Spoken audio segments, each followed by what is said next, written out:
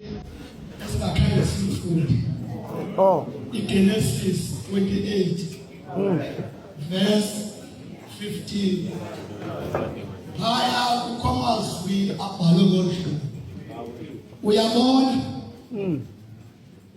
Ndinawe. Yes, man.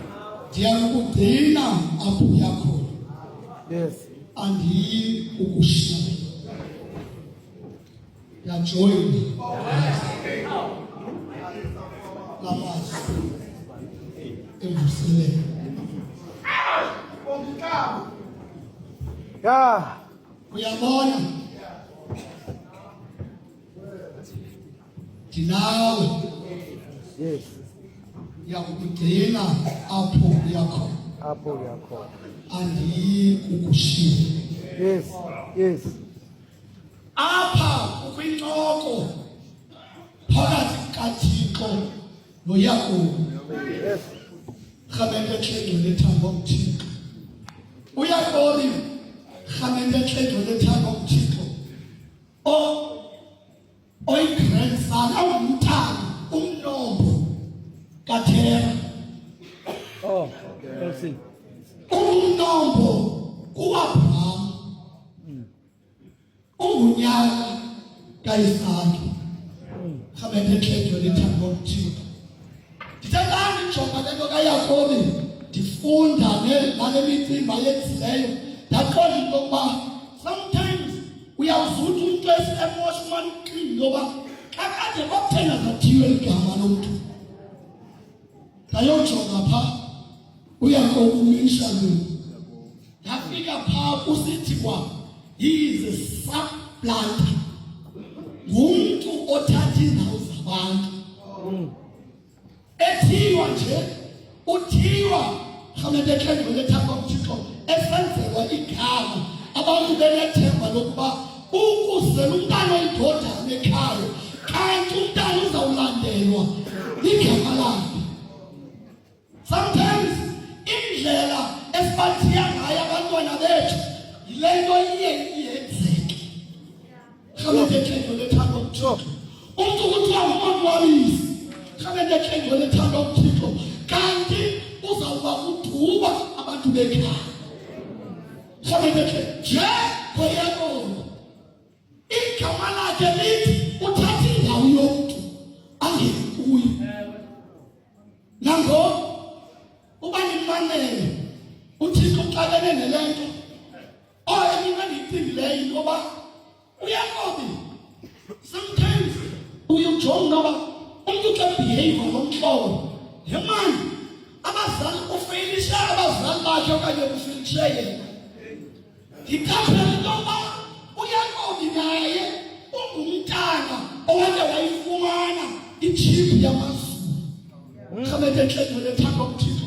Usiwe phambi komfundisi, kwathiwa thiya lo mntana igama. Rhamente etlejwe lethando omthixo, wanikwa itshiphu yamazulu.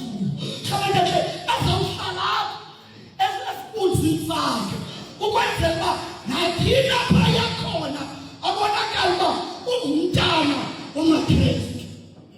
Naye ke uyifumene loo nto. Mamela ke ngoku uthi xa ibhala le nto lombhali uthi uThixo kangxamanga apha. Njengoba ithetha noYakobi, andinalo uYakobi ephupha ilele enyukayo, kodwa uThixo yena umthetho. Kuba uThixo akamyeki umntu wakhe. Bandithetha uDavide intoni ngale nto le nto umnonelela kangaka. Ithi kodwa xa iphenduka ngokuba umyelelise ebuthixweni.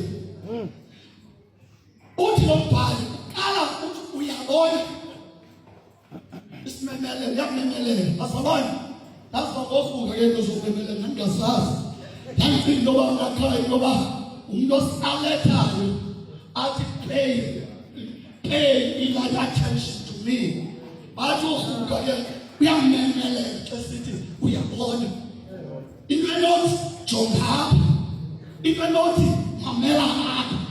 Rhamente etlejwe lethando omthixo. Listen, jonga laa vesi ithi yakuba ukuthi uyabona uThixo aphumle ufake ikomo. Rhamente etlejwe lethando omthixo. Andikoma ngoke nasesikolweni mongameli kwasithiwa isentence ayikagqithwa isaqala ungathi kufakwa ikoma ithetha intoba sisaqhubekela uthi uyabona akubafaka ikoma emveni koko athi ndinawe afake ikoma.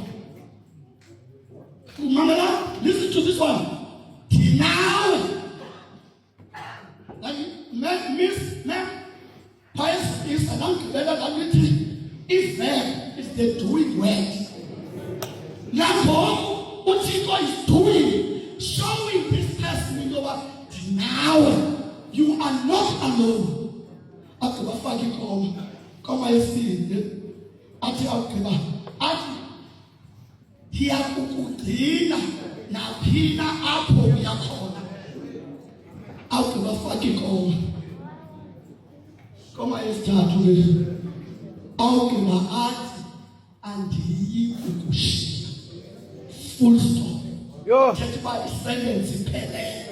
Ithi ke loo nto rhametehlengcwele ethanda uThixo uThixo xa elungisa lo mcimbi mhlawumbi ngeli xesha manje sifaka ikoma ulungisa netship yamazulu elapha kuyakomi ukwenzela into kuyakona akwazi ukurisponda kuThixo. Rhametehlengcwele ethanda uThixo xa unetship yamazulu rhametehlengcwele ethanda uThixo le nto isebutsi kuwe yilibanga into yoba umntu noba usegruvini